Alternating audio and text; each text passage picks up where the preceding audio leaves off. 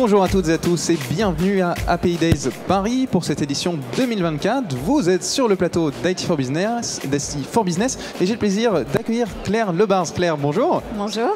Bienvenue, merci d'être avec nous ce matin. Vous êtes la Chief Data AI Officer de Malt. Est-ce que vous pouvez nous rappeler qui est Malt, s'il vous plaît? Oui, tout à fait. Pour ceux qui ne connaissent pas, on est une plateforme en fait qui met en relation les entreprises et les freelances. Aujourd'hui, Malt, c'est la plus grosse plateforme en Europe avec plus de 800 000 freelances. Et on a deux particularités. La première, c'est que c'est les clients qui viennent chercher les freelances sur la plateforme et de façon complètement autonome. Et la deuxième, c'est qu'on favorise en fait les matchs locaux. Voilà. Bon. Pas mal de clients, vous avez beaucoup d'inscrits sur Malt, vu que c'est la plus grande. Comment on gère toute cette data? J'imagine, vous allez en parler, vous avez aussi utilisé des modèles d'IA sur lesquels on va revenir après. La data, c'est un enjeu clé pour vous. Comment vous la traitez?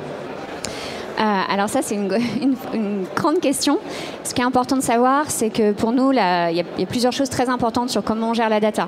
La confidentialité. On ne va pas envoyer les data chez des third parties dont on n'a pas forcément confiance. On ne va pas l'envoyer aux États-Unis. Donc on est vraiment en fait sur une gestion de la data interne, sécurisée. On va respecter la confidentialité des freelances d'un côté et des clients de l'autre, qui ont parfois des projets assez sensibles d'ailleurs. Vous avez développé cette année AI Search, qui a été développé d'ailleurs avec plusieurs modèles d'IA. Vous avez mis plusieurs briques. Est-ce que vous pouvez nous expliquer ce que c'est et comment vous l'avez développé? Oui, tout à fait. Alors, il faut savoir que sur Malt, on s'est rendu compte en fait que les clients avaient deux façons de chercher des freelances. Le premier, c'est une search assez classique. On va rentrer un mot-clé et puis on va aller parser un certain nombre de profils et les contacter. La deuxième, en fait, ils remplissaient un formulaire et puis à la suite de ça, on envoyait en fait des profils pertinents. Et en fait, on s'est dit, on peut faire quelque chose de mieux. C'est-à-dire, au lieu de passer peut-être plusieurs jours à trouver le bon profil, soit parce que, en async, on va proposer des profils, ou alors parce qu'on va attendre que les freelances répondent, ce qu'on peut faire, en fait, c'est aider les clients, d'une part, en fait, déjà à traduire leurs besoins, la façon de présenter le projet, leur langage interne, dans le langage des freelances. C'est-à-dire, est-ce que je dois taper data scientist ou machine learning engineer? Je ne sais pas forcément. Donc aujourd'hui, un client, maintenant, sur Malt, il peut, en fait, avec un petit paragraphe, décrire son besoin, et nous, on va venir en fait pré-remplir le brief pour lui. Il peut aussi avoir un PDF de job description et la feature en fait va venir dire c'est ce type de compétences finalement et tous les détails du projet. Et ça fait gagner énormément de temps aux clients. On a vu d'ailleurs que rien que de faire ça, c'est un truc qui est sur le site depuis juillet, la conversion des clients en fait a augmenté de 15% sur le site, avec l'aide en fait de l'IA qui aide à mieux définir les besoins. Et ce qu'on a fait récemment, c'est qu'aussi maintenant, on montre en temps réel les freelances les plus pertinents aux clients. Et il peut en choisir plusieurs. Et nous, on va comprendre, tu sais ça comme une calibration pour vraiment évaluer est-ce qu'on a vraiment bien compris ton besoin. Et envoyer ensuite des profils similaires.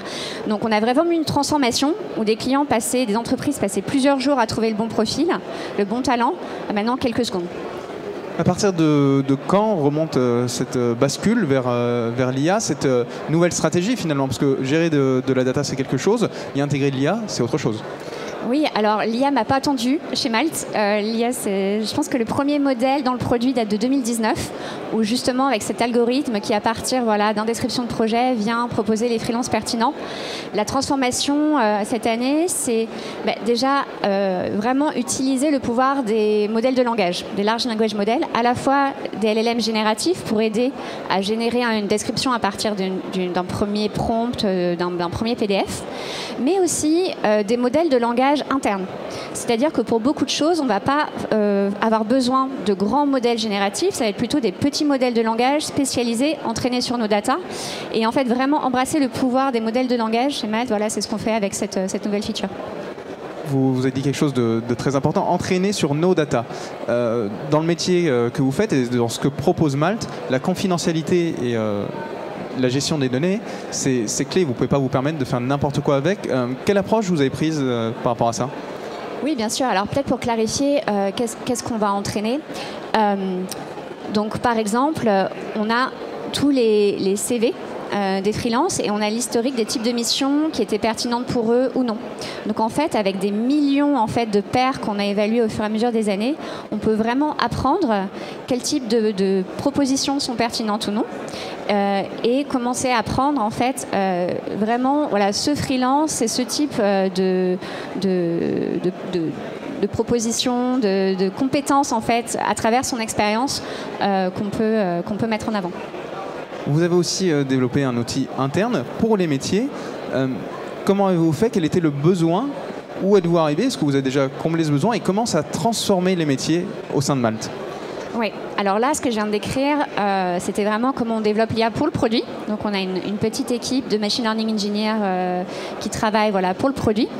Et bien sûr, ces 2 dernières années, comme beaucoup d'entreprises, on s'est dit il y a beaucoup de choses en fait aussi que l'automatisation et l'IA peuvent apporter pour les métiers chez Malte. Par contre, on ne peut pas avoir la même approche. Ça n'avait pas forcément sens d'avoir une approche aussi avec des machine learning engineers qui vont construire des choses pour l'interne. Et là, on s'est plutôt dit il faut scaler. Et donc, en fait, on a plutôt mis à disposition des équipes à travers une plateforme des façons très simples de construire leur propre en fait, assistant pour leur quotidien. C'est-à-dire une façon très simple en fait, avec un prompt et des connexions ciblé au Google Drive, sur Slack, aux Notions, etc. Venez dire, en fait, je vais lui donner cette tâche à cet agent. Le premier agent qui a eu un succès très important chez Malte, c'était la compréhension du produit. Comme on est dans plein de pays européens, enfin tous les pays européens d'ailleurs, qu'il y a des réglementations, des subtilités, des systèmes de taxation différents, en fait, il y avait beaucoup de questions sur toute cette complexité. Et ça, c'est le premier agent finalement le premier assistant qui a été créé, et maintenu en dehors de l'équipe tech, finalement, par cette équipe product spécialiste. Et donc, en fait, comme ça, on a vu des produits de Custom Assistant se créer et avoir beaucoup de succès et d'autres non. Et aujourd'hui, en fait, on est plutôt sur une phase où ces équipes-là, à travers la plateforme, elles vont intégrer l'IA dans leur workflow. Donc ça va un peu plus loin qu'un Custom Assistant. Il y en a qui vont appeler ça des systèmes d'agents. Je pense qu'on est au début de ça. Et par exemple, l'équipe Customer Care a commencé à intégrer ces Custom Assistants pour aider à rédiger les emails, etc. Et ça a changé même leur capacity planning sur H2. Ça permet aussi d'épargner des tâches un peu répétitives, j'imagine, de dégager du temps pour autre chose. C'est un gain de productivité pour vous au sein des équipes? Oui, productivité, mais aussi de meilleures performances. On voit en fait plutôt ces assistants être utilisés comme sparring partner. Par exemple, l'équipe design a créé un assistant pour les aider à formuler le bon contenu sur les features, comment appeler ça, comment marketer cette feature. Et donc vraiment utiliser l'assistant en ping-pong finalement. Donc il y a aussi cet aspect sparring partner vraiment. Tout à l'heure, vous avez une présentation, une conférence intitulée Gen AI, Fake It Until You Make It. Qu'est-ce que ça veut dire? Est-ce que vous pouvez nous en dire plus? Et peut-être un petit teaser de ce qu'on peut entendre tout à l'heure au CNIT ici à la Défense. Avec plaisir. Donc je pense qu'en termes de cas d'usage de l'IA générative dans le produit, tout le monde pense chatbot. Et c'est ce qu'on a beaucoup vu d'ailleurs depuis 1 ou 2 ans. Par contre, il y a plein d'autres choses qu'on peut faire avec les modèles de langage. Notamment parce que même s'ils ne sont pas faits pour ça, on voit que les modèles génératifs potentiellement sont intéressants pour la classification de texte, pour le ranking, pour plein d'autres choses. Et donc, en fait, la Gen AI va être intéressant pour prototyper. Et on l'encourage, et c'est ce qu'on a fait, nous, pour prototyper.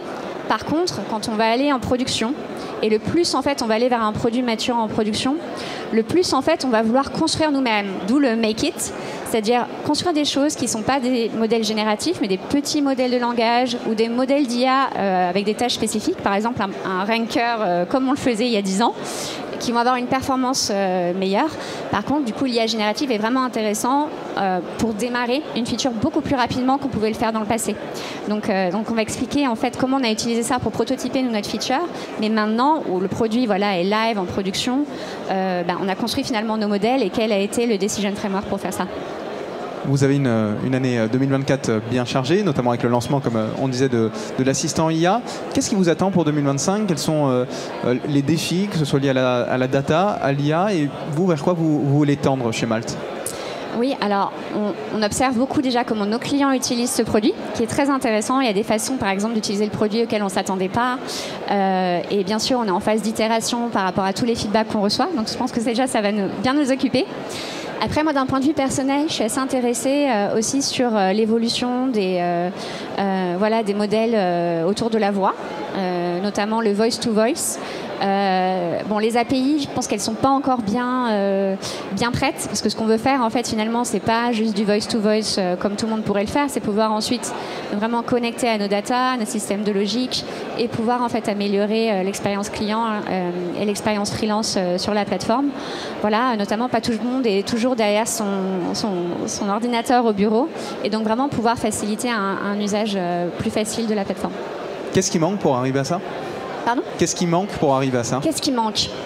Alors, je pense que vraiment la révolution technologique autour de Moshi, elle date de juillet. Vraiment le modèle voice-to-voice qui ne fait pas du voice-to-text, text-to-voice.